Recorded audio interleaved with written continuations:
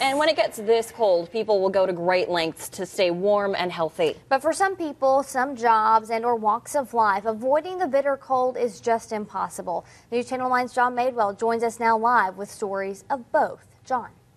Well, Latricia and Natalie, you know, today with the sunshine, it felt warmer, but you can't let weather like this, you can't let the sunshine like that fool you in weather like this. As you know, and David was telling us there, it dropped down to 5 degrees this morning, and we met some people who were outside in this type of weather because they had to be. Chattanooga firefighters responded to power lines and an early morning fire. You see ice already forming. That happens very quickly when it's in the 5-degree range. Juanita Meier is a senior firefighter and knows what these elements mean and feel like. You dress as warmly as you can. Once you get wet, though, if we have a fire and you get wet, you're not going to get warm again. And that magnifies the danger of hypothermia. So does exposure. Exposure like Tree Smith and his friend Randy face. Both are homeless and live under several tarps off of Chestnut Street. Notice they have a wood-burning stove and Dutch oven inside the tent. They slept here through the night. In here, it was comfortable.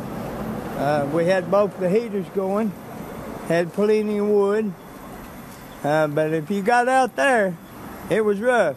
Tree knows he's been homeless for about 10 years and has seen the dangers of living on the streets. 7 years ago, he lost a friend to freezing temperatures. I've seen people die, literally freeze to death. Dr. John Risley of Physicians Care says it's a real danger. Especially with hypothermia, that's difficult because one of the first things that you have problems with is you don't think as clearly. And so they may get into trouble and not realize how dangerous their situation can be when they're not thinking coherently. And clear heads and compassion came together for Tree and one of his homeless friends. Tonight they will spend the night in a warm hotel room. That'd bring a lot of relief.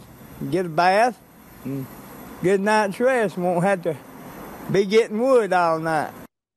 Now, the ministry Relevant Hope works in the homeless camps. They actually try to identify people in need, and they partnered up with Metro Ministries, and Metro Ministries was able to put 8 people in a hotel room for the next week to beat this weather.